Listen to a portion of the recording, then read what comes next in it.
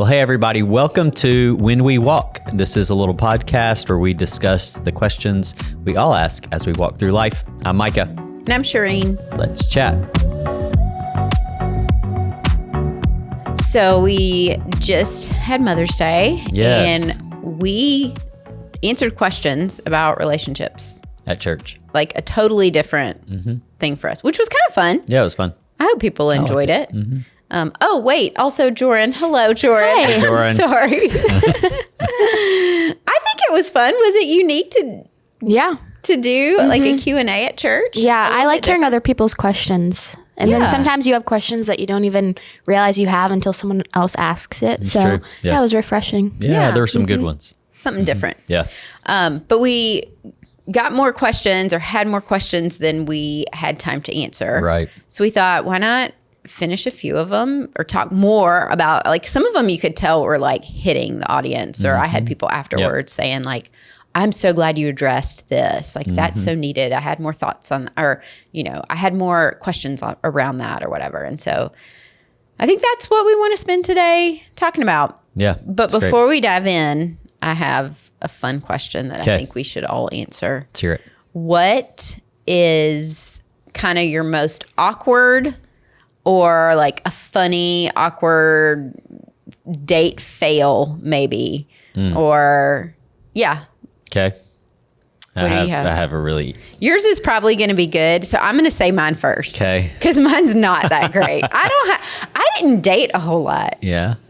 So I didn't have a lot of fails. Oh, and your story doesn't involve me, huh? It does. That's the only one I have. All right. Let me hear it. It's our first date. Oh, locking yourself out? Yes. I didn't have the key to the apartment. Yeah. We went on our first date. We went to lunch.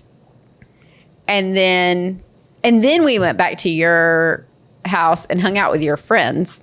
We watched a movie, which was Logan awkward. Sat right between us on the couch. That was great for a first date. Really funny. I was like, well, I don't know what's happening, but we're hanging out. Yep. And then you took me home, and I didn't have my keys. Yes. And we had to sit on the stairs of my apartment waiting for my roommate to come and let us back in. I felt a little silly. Yeah. It was fine. I didn't think it was that awkward. We just sat and talked. I bet thought you it was were. Yeah. so awkward. I was so you played embarrassed. it off well. You didn't seem that uncomfortable or awkward, if I can remember. I'm glad you remember, because I internally remember the feeling of being so painful sitting there like, oh, this is weird. I don't think we have anything more to talk about, do we? But I think we enjoyed each other. We did, enough to go on the next date. Yep. So one thing led to another. Yep, that's my awkward date. That's good. Moment. So mine was high school. Summer, I can't remember what year it was, but a buddy of mine called me and was like, hey, there's this girl I want to take on a date. And she has a friend, and she wants her friend she wants it to be like a double date. She doesn't just want to go with me. So he was like, I need you to go with the friend so that she'll go with me. And so I'm just being a good... This is a recipe for disaster I'm just already. being a good friend to this guy. And so we go do putt-putt. And I'm thinking, like, I literally have no interest in, like, pursuing this girl, impressing this girl, anything like that. I think I probably had another interest in my life or something. Probably. At that point. And so I was just there to be a good friend to him. And so when we got up to the line to pay for putt-putt, I bent down and tied my shoe. So she had to step in front of me and pay for herself. Oh, wow. Joran just gasped. Can you believe that? Was it on purpose? Yes. I didn't want to have to pay for her. I literally was like, I don't like you. I don't want to send any signal whatsoever. And so, wait, how old were you? I mean, at least 16. Oh, what a 16-year-old move. Yeah. And so I was so focused on, like, not wanting to send any signals that I probably sent unkind or rude signals. She probably still tells that story. She might. She sure. That is her worst date story. But that's not that's not the end of the story. Oh gosh. So we played putt-putt, and then we went to Kennesaw Mountain, which is like this national battlefield. And just to hang out in the meadow. And so the four of us put down a blanket and hung out in the meadow. And the guy who wanted me to come and the girl, we're just like hardcore making out, literally right next to us. And we're just sitting there in the dark talking to one another. Oh, this is at night. This is at night. Oh, this is so trying painful. to think of something to talk about that would be of interest. And it was just I was just dying to get out of there. Oh my goodness. Be done. Yeah. That is painful. Okay, so the story really is that girl who was going on the date with the guy, her parents probably said, no, you can't go on a date by yourself. You have to take some friends. True. You have to go with friends. So she just forced her friend. Mm-hmm. And now both of y'all have terrible date stories. We do. It'd be really interesting if our lives intersected now. And we could, I never did ask her about that. I mean, we went to the same church. I would see her around every now and then. We never talked about it again, never spoke of it again. Oh my gosh, that is painful. It was not great. Wow, I knew yours would top mine. I knew it. All right, Jordan, what do you have? This is more of just an awkward someone trying to ask me out story, but I think it was my freshman year of high school. And there's this guy that I was nice to, I don't know, and I guess he read into it more than he should have. Oh. And so he started texting me and asking me odd questions like, will you meet me after school, in the cafeteria, trying to plan something. And it was homecoming season. So I was putting clues together, I wonder if he'll ask me. So I was so nervous. I was like, I don't know. I felt weird saying no. And then right before I messaged him and I was like, if you're going to ask me to homecoming, I'm sorry, it's a no. And he was like, okay, don't meet me in the couch. So, and if he wasn't going to ask me, it would have been awkward. So awkward either way. Oh my God. Okay, don't meet me in the cafeteria. That's so great. That is actually really funny. That is great. Was this the days where they made signs too? Yes. So he would have do it in the cafeteria was the place to do it too. That's where everyone would have the big in front of friends and everything. Mm-hmm. Oh wow. Yeah. Oh yeah, that would have been way to go to be emotionally healthy, Joran. Yeah. Nip it in the bud. That is awkward and painful. It is. Ooh, man. The mixed signals world of dating. I don't miss that. No. I don't miss that. I wonder, I don't know, it might be harder now because of texting and digital interactions because you can't read body language, you can't read tone. That would be really challenging, even more so. Because when you're hanging out with someone, you can kind of get a vibe. Yeah. Right? And you kind of know how to respond. When you're just texting, yeah. That'd be hard. Yeah, that's tough. Yeah. Man, it's a hard world today. All the time and energy that goes into does he like me? Does he not? Does she like me? All of that.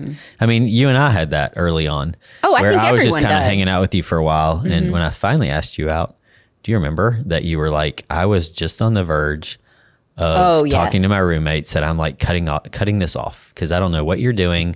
I don't know what your intentions are. And I just need to set a boundary if you don't want to date. Right. And that night I called you and asked you out and on you an officially actual asked. date. Because we had this phrase, cheap dating. And it felt like we had crossed into cheap dating a little bit. Yeah. You were kind of interested. Define cheap dating for people. You are acting like you like someone or you're you pursuing them. somebody. You like someone, you're pursuing them, but you're not being official about it. You're not really letting them know how you feel. You're not inviting them officially, hey, let's go on a date. You're giving intentions of where you're going. And you kind of just keep everything just open and more vague in a way, leading people on and keeping your options open. And it comes from kind of just you're not going to ask the person, you're not asking the person out on an actual date. Right. You're just cheaply dating them. It's hey, we hang out a lot. Hey, where are you going to be tonight? I'll go there too. And there's a part of that that's good when Right. it comes to just building friendship before you start dating. But there is a line. There's a line. This little internal line that gets crossed where it becomes. But it's different for different people. It is. Yep. It is. And you kept going. And I remember telling my roommate, I'm done. Yep. I'm done. I can't keep doing this. I don't know what his intentions are. I don't want to give my heart away. Yeah. I was pretty holding my ground. And that's where, I mean, like lunchroom boy, like that was his, is like, is this serious? Is the lunchroom? Is like, what's the deal? So, it's a lot of time and energy goes into that. Yeah. Yeah. Okay. So I have, I pulled out just 3 questions of the ones that we didn't answer. Okay. One relating to dating, one related to marriage, and one related to parenting. Okay. That we can answer with our time. So how about we start with the dating one? Great. Just do progression here. Okay. How much should this is a great question. How much should I prioritize physical attraction on my list of a potential partner? For example, if someone checks many of the boxes of what I am looking for in a spouse, but I don't feel attracted to them, is that reason enough to call it off? Oh, that is really a good question. It's a great question. So I want to ask both of y'all. Okay. Jordan, you too. How much because I think guys and girls may answer this question differently. I think so. How much how much did you put? I mean, I know I'm really good looking, but yes. I'm kidding. But how much was that a big deal to you? And then Jordan, I'm curious to know for you, like how much physical attraction, like where it fits on the list. I think, I mean, it's really hard because I'm trying to think back for us. I mean, you grow up and you're like, oh, this guy's cute. This guy's good looking. Oh, I like this movie star or whatever. But I think in real life, I know for you, I thought you were good looking, but I think I was more attracted to like who you were at the time. You were like a really strong leader in our campus ministry, and you seemed really fun, and you were smart, and all these other things that I think I enjoyed and like saw from afar. But then also you were cute. Does that make sense? So like it kind of, in my mind, it just like, it was the package. It wasn't just like, oh my gosh, I'm so attracted to this guy. I hope he asks me out. I don't know. I've never been wired, I think, that way to think that first, because I'm trying to even think back before you, which I didn't, like I said, I didn't date much. It wasn't like one of those things like, oh my gosh, I'm going to go after this guy. That's just not who I am. So I would say for me, physical attraction is like just on par with all these other qualities that I knew I wanted, that I valued as well. Okay. All right. Thoughts, Jordan? I agree with that. I think you start to like something more, like, how do you explain it? Like you become more attracted to someone that you like already like them. I don't know if that makes sense. Like no, it does. It absolutely you could does. not know what they look like, and then like have you seen the show Love is Blind? Yeah. Where it's no, I haven't. It's like a reality show where they date blindly to see if that's like an actual, like if attraction like actually matters. Interesting. And it's crazy seeing We're like so out of the loop. people who they're in these blind boxes, they can't see each other, and they go on dates with like different people, and they end up getting engaged in the blind boxes, and then they see each other, and then after living with each other and like being engaged, they decide if they're gonna get married or not. And like it just like it's like a test for if it's real or not. And it's crazy seeing like people who would not normally be attracted to each other, or like that's not their types, like end up just falling in love with each other. And I don't know, they get to know each other first, and then that grows the attraction. Yes. And then some people just like completely are just so superficial and like break it off, or it's like a lot of drama. So it's I feel like I'm more in the spectrum of like more attracted, like attraction will build if it's not there initially, if that makes sense. I don't know. But not everyone's the same. It's That's true. But I do think some women are wired a little bit more that way. I would say, maybe. Yeah. I don't know. Yeah, I heard somewhere that a woman was talking about how in the female brain that physical attraction and emotional connection often kind of feel the same. Oh, wow. Okay. Yeah, and so you can be emotionally connected to someone, and that kind of check the physical attraction box in your brain. And so it is kind of hard. I think it's harder, for women to maybe decipher between the two. It's kind of what you're saying. Like and I think for men, it's a little different. Men can just look at a woman and automatically have a desire for her, a longing for her, an attraction to her. And so that it can be different, but I actually think down the road, it looks a lot more the same. So like initial attraction could be like, I saw her, oh my gosh, she just looked great. But over time, what will sustain the relationship obviously is not that physical attraction. I mean, long term, it's like bodies change, looks change. But even on the front end, I think for men, even there's more to attraction than the body. And if I would say it this way to women, I would say this to the single women out there: if your primary way of attracting men is through your body, the type of men you're attracting are not the kind of men you want. And to be really careful there. It's one of the things that really kind of eats at me with the way, kind of with our very image conscious culture, and the way young women, even teenage girls, are putting their bodies out there as though that is kind of their primary attribute to show the world. And it's like, man, you don't even understand yet that the type of people that's going to attract, even with good intentions, but with someone who isn't mature enough to recognize where they're coming from, it just often doesn't. It's not the right kind of bait to put out there. Right. And it's not going to last long. Because if you want what you're looking for is a long-term relationship, you have to be wise enough to realize that is fading. Beauty is fleeting. And so I think maybe one way to talk about it is like, where does physical attraction fit? I think I would say like give it some time to see if you become physically attracted. If you're not, if you really enjoy the person. I think that's what the question was. It's like, they check all the boxes, but I'm not sure the physical attraction is there. Well, give it some time. And as Jordan said, maybe that will grow. The second thing I want to say about this though, and this is bigger than attraction, is the goal of dating is character assessment. Like if you really understand why I'm dating somebody is to eventually discover who they are. And is this the kind of person I would want to spend my life with? We think it's compatibility. Yes. This is different. It's character. It's character assessment, not compatibility. Do we work well together? Because you can work on how you work with someone. I mean, that's just life, learning how to work well with people you work with or do life with. I think you're right. You are assessing their character and how they interact with the world and how they interact with you.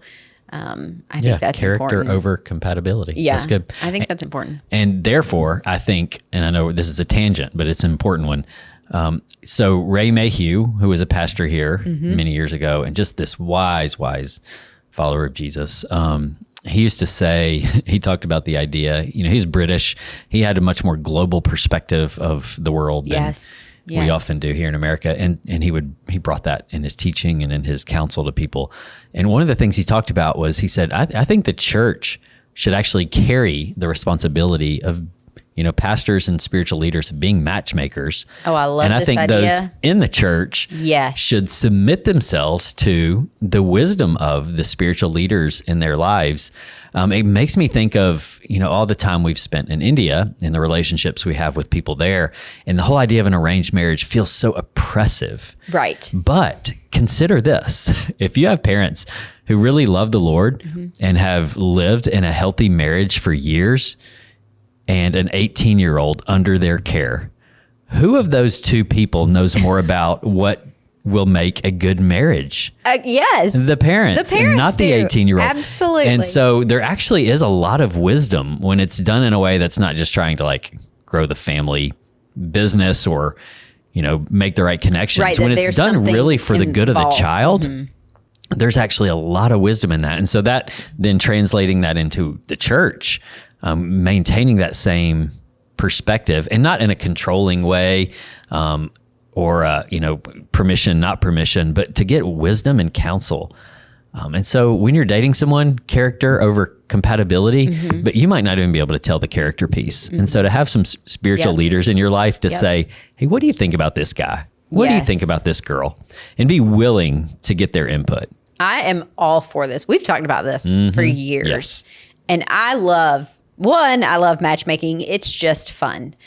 2, I remember when I lived in Africa, there was a couple that I was doing ministry with, and they didn't have a fully arranged marriage, but they didn't know each other before he proposed. That was kind of their cultural way of doing it, was like the families knew each other, the parents might talk, and then the guy would kind of, the way they say it, like watch the girl live her life, and then he would go and just propose. Like no dating, nothing. Just one day he just walks up to her and decides he's going to propose. She kind of might know because their parents have talked. He's talked to the family, especially they were believers. And I remember asking him, y'all have a good marriage. Like even in, African standards, like they actually like enjoyed each other, which was rare, to be honest.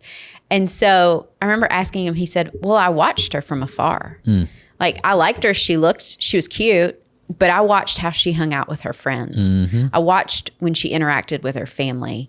I watched when she, worked. Like they did enough community. He wasn't like creeping on her. Don't get me wrong. But he's noticing who she is in her everyday life and realizing she's a woman I think is worthy character that I want to have a relationship with. And I remember asking her, and she said, oh, I noticed him too.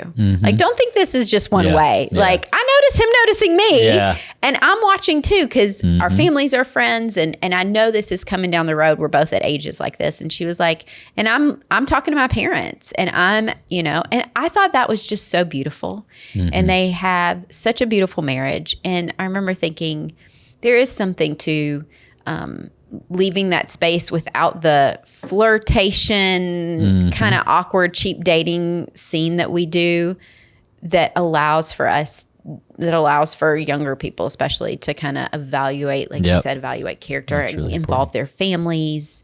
I don't know. I think we assume it's an oppressive type thing or a power play. We don't like that. We're so individualistic. But let's be honest.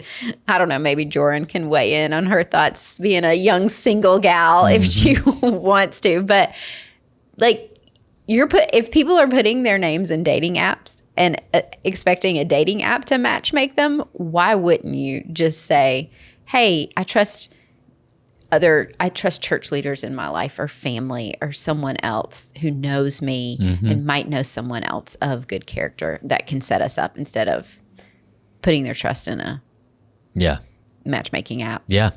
I don't know. Joran, what are your thoughts on that? I'd love to hear your thoughts on this. I feel like my parents have what's the word? Recommended people that I would never like. Really? I don't think so. So okay, I'm kind of like, you don't trust their judgment. Maybe not. No, I'm just kidding. I think it's like, I think I would trust them more than like a dating app or something. Like they know me, but at the same time, I would want some. Absolutely. Say, Absolutely. And not to say you wouldn't have say. I wonder if like the way to do it would be like, once you kind of get into the beginning stages of a relationship, to then be able to go to trusted people at that point and say, hey, what do you see? What do you see? And I think if people I trust were to be like, this isn't the person, then I would trust them more than my own. Like, I feel like there's some blockage too when you don't really see things clearly. So like my friends have come to me with certain relationships where I'm like, I wouldn't do that. And they kind of do the opposite of what you say. And then it ends up not really going that well. So I think I would trust other people's opinions that I love and that I know want the best for me, if that makes sense. That's good. Yeah. I mean, I have a friend in her 40s, and she's single, and she's told a lot of people in her circle. I have a couple of friends actually who tell people in her circle, hey, I want you to be on the lookout for me. I trust you. You have a great marriage. You have a good eye. You've walked life with me for so many years. You know what I am looking for.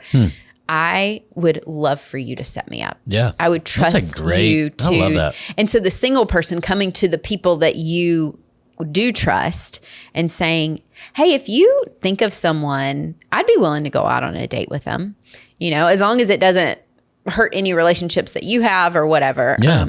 And I think it's a great heart posture. Yeah. Yeah. I think people in community should do this for one another more, especially in the church, because the reality is, my thought is you probably want to date and marry someone in your faith for sure, but hopefully in your community, in your church, so that they can integrate into your friends and your church and things like that. And so why not ask your pastors, your leaders, your church community to... Yeah. Okay, that is way off though from physical attraction. No, that's great. But I do think physical attraction, like going all the way back, is important. I don't know that it needs to be your primary. I do think there has to be some level of attraction. Yeah. Whether it's the emotional tied to it. But we also have to hold on. This is going to be a whole nother conversation. I have so many thoughts on the fact of like how much we value image in our culture. And I think we feel like if that is what we started our relationship on, that we have to keep that. And I think women are feeling that pressure in our culture, and probably men too in some ways. I don't know.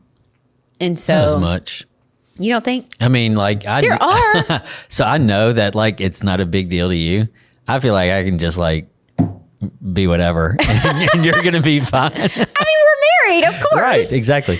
Yeah. But I think there has to be some level of like care in that. Yeah. Like we have to care because, I mean, let's say it, our bodies are not our own. Scripture tells us that. Yeah. And so I want to always be attracted for you, right? In that way. Yeah. And so I want to take care of myself. But I think there's a line that can be crossed of feeling like that is what is keeping me in front of my husband and his eyes not to wander or something. And I think that is, if you start that way, then you will feel pressure. Yeah. And that's unhealthy too.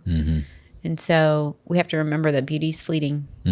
So I think maybe one way to kind of close the loop on it for the men out there, the young men out there, I would say this: if you want to feel attracted to the person you're dating, of course, but if you enjoy the person's company, if you're enjoying spending time with them, if you look forward to the next opportunity that you're going to see them, and yet you have this part of you that's like, but I can't really envision myself like making out with them.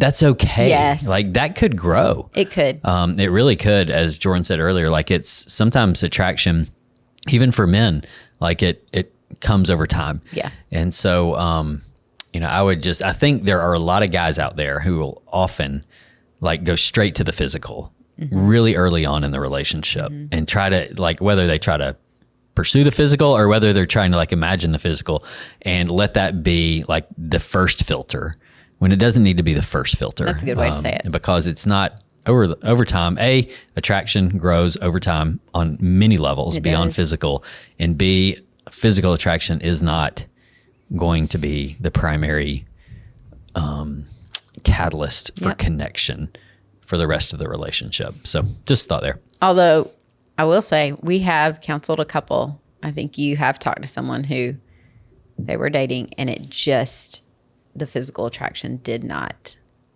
happen for one party. Yeah. And you finally were just like, then you need to end it. Yeah.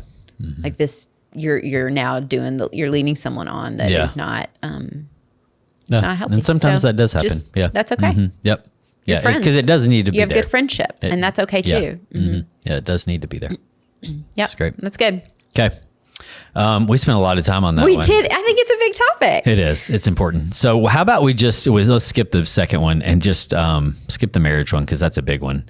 That could be a whole podcast. And then let's just go down to this last one here. Okay. That's kind of almost a little bit related on the other side of things. How do you vet your kids' friends without coming off as judgmental or overly controlling? Man, that's a good question. So we've already talked about giving input into their dating life. Right. But I'm just vetting their friends. I have a lot of thoughts on this. One, I think they're same for the same reason we just talked about. Parents have a lot of wisdom. Yep.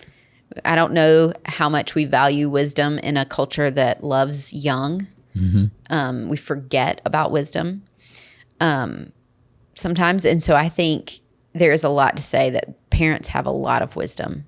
I remember when I was a kid and we moved to Georgia, and my mom became friends with this woman who they became fast friends, and she had a daughter my age, and we were going to start going to school together.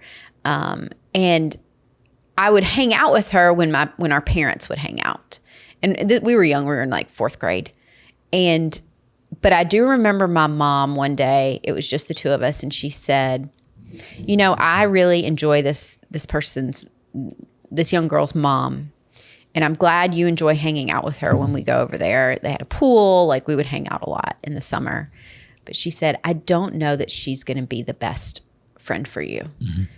Like, I can just tell she doesn't have, my mom didn't say this, but kind of what she was trying to get at to me as a 4th grader is like, she's not going to be the best friend to you. She's not going to be a good influence.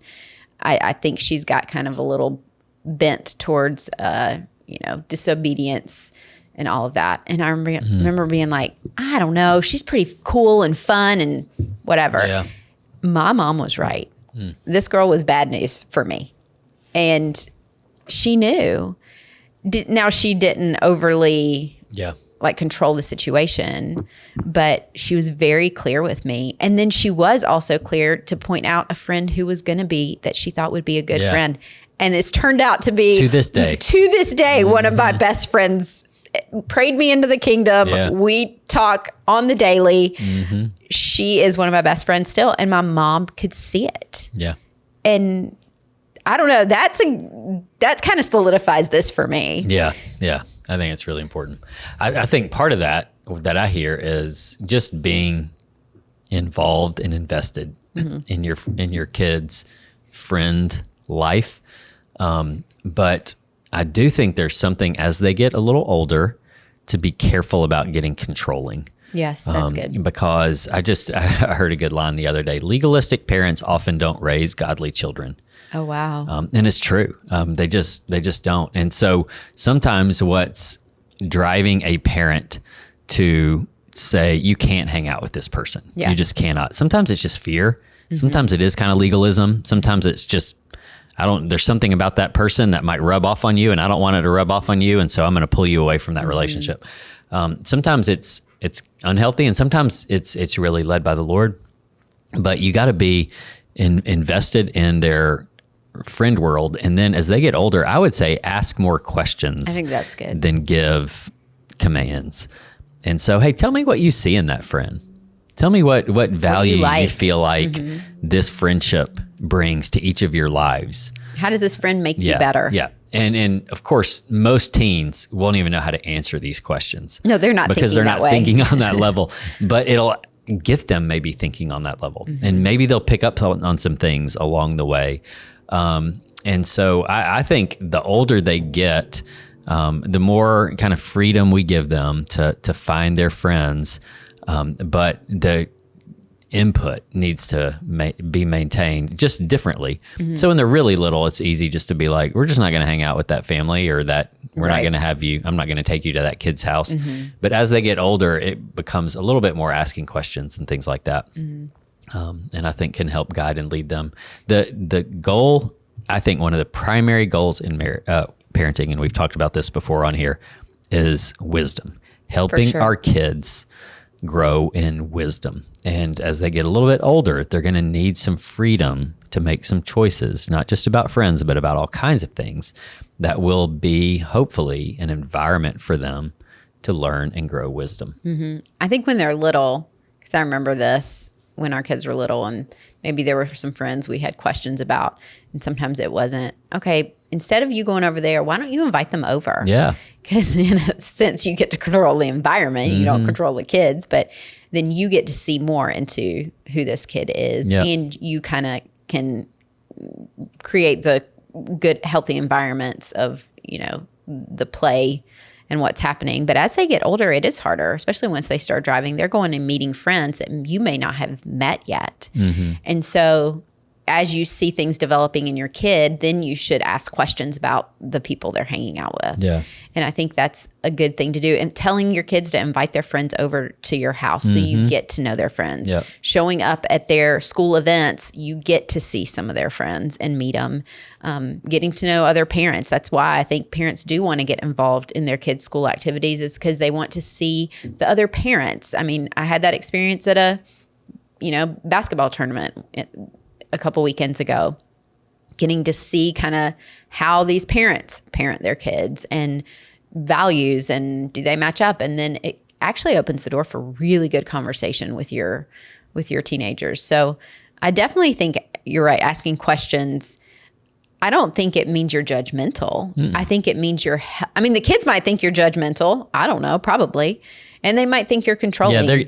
Yeah, you do a good job of this. Like even just recently, our daughter like, hey, I'm going to go to this girl's house to swim. And you're like, oh, I've never heard her name before. Yeah. Tell me about her. And where does she live? And how do y'all know each other? And I could tell, she gets a little bit like, I just want to go. Yeah, like, swim. Of course. But like you were asking really good questions. And then when she came home the next day, you asked like, so how was it? And so how do y'all like, what's her story? And tell me a little about her.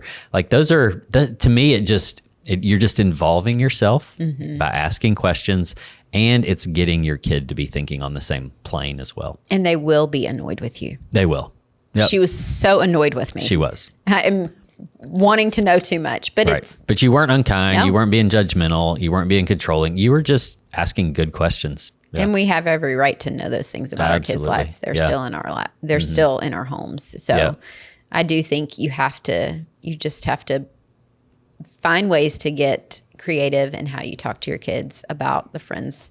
I mean, we had even a situation with, one of our boys who went and hung out with friends, and one of the friends he was with made a terrible choice, and he recognized it. And he came and told us, and he was like, yeah, that wasn't a good idea. And we separated ourselves, like a different, one group went one way, one group went another way, because he didn't want to be involved in that, situation. Yeah. And I was like, wow, that was he recognized it. Did we say you can never hang out with that friend again? Because it wasn't like terrible, but also like be aware of. And know your kid, because we could tell in talking to him, like, this kid, you feel like you want to be an influence on him more than he's an influence on you. Right. You can kind of sense that. And so that feels a lot safer. And like, I'm not going to draw a boundary that you can't ever hang out with this kid anymore, even though he made a bad choice. But we're going to give you all the warnings about what this, how this could go wrong if you join him and what he's doing. And he's actually been a positive influence for this kid. And, and he'll come back and he'll tell us things about it, which is really, really sweet. So I do think you got to be involved. I mean, so much of this is just communication with your kids. It is. Yep. You can't, this goes backtrack of like, you can't be so busy with your kids' lives and your life that you aren't having these conversations and you aren't asking these questions. You've got to leave space to have these conversations, ask these questions, make sure the kids are hanging out downstairs while you're cooking dinner. Those are great times to have some of these conversations. The dinner table, while you're driving them to a sporting event, ask them about their friends, things like that. It's great. It's good. It's really important. Okay. Well, I think that's about it for today. We could keep 2 going. questions. But, that's how many we got to. Yep. But those, to me, whether it's the dating side or whether it's helping your kids find friends, there's a little connection into those things. And having some good voices in your life throughout it all is really wise. It is. Good community is important. All right. Well, thanks so much for being with us on When We Walk. Can't wait to be with you next time.